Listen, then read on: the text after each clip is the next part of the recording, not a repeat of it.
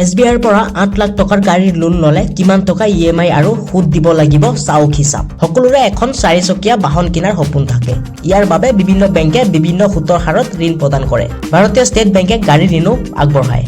গতিকে কোনোবাই যদি এই বেংকৰ পৰা গাড়ীৰ ঋণ লৈ নিজৰ সপোন পূৰণ কৰিব বিচাৰে তেন্তে এওঁলোকৰ হিচাপ নিকাচ এবাৰ পৰীক্ষা কৰা উচিত। ভাৰতীয় ষ্টেট বেংকৰ পৰা 8 লাখ টকাৰ গাড়ীৰ ঋণৰ বাবে আপুনি কিমান মাহেকীয়া কিস্তি আৰু সুদ দিব লাগিব চাও আহক। ভাৰতীয় ষ্টেট বেংকে গাড়ীৰ ঋণৰ ক্ষেত্ৰত 9.05% পৰা 10% সুদ প্ৰদান কৰে। যদি কোনোবাই ইলেক্ট্ৰনিক গাড়ী কিনিব বিচাৰে তেন্তে ষ্টেট বেংক অফ ইণ্ডিয়াই গ্ৰীণ কাৰ্ড লোনৰ জৰিয়তে 8.95% পৰা 9.65% সুদ প্ৰদান কৰে। আনহাতে ভাৰতীয় ষ্টেট বেংকে দুচকীয়া বাহনৰ ক্ষেত্ৰত 13.20% পৰা 14.70% সুদ প্ৰদান কৰে। ইলেক্ট্ৰনিক দুচকীয়া বাহনৰ ক্ষেত্ৰতো 0.50% ৰেহাই পোৱা যায়। অৰ্থাৎ ভাৰতীয় ষ্টেট বেংকৰ পৰা যদি কোনোবাই 9.05% সুদৰ হাৰত 5 বছৰৰ বাবে 8 লাখ টকাৰ ঋণ লয় তেন্তে তেওঁ কিমান EMI দিব লাগিব আৰু সুদ হিচাপে কিমান টকা দিব লাগিব পাৰে। ভাৰতীয় ষ্টেট বেংকৰ পৰা 9.05% সুদৰ হাৰত 5 বছৰৰ বাবে 8 লাখ টকাৰ ঋণ ললে মাহিলী EMI হ'ব 16,626 টকা। এই ক্ষেত্ৰত মুঠ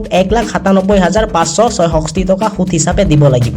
আনহাতে ভাৰতীয় ষ্টেট বেংকৰ পৰা 5 বছৰৰ বাবে 8.95% সুদৰ হাৰত 8 লাখ টকাৰ ইলেক্ট্ৰনিক গাড়ীৰ ঋণ ললে মাহিলী EMI হ'ব 16,587 টকা। এই ক্ষেত্ৰত মুঠ 1,95,237 টকা সুদ হিচাপে দিব লাগিব। ধন্যবাদ।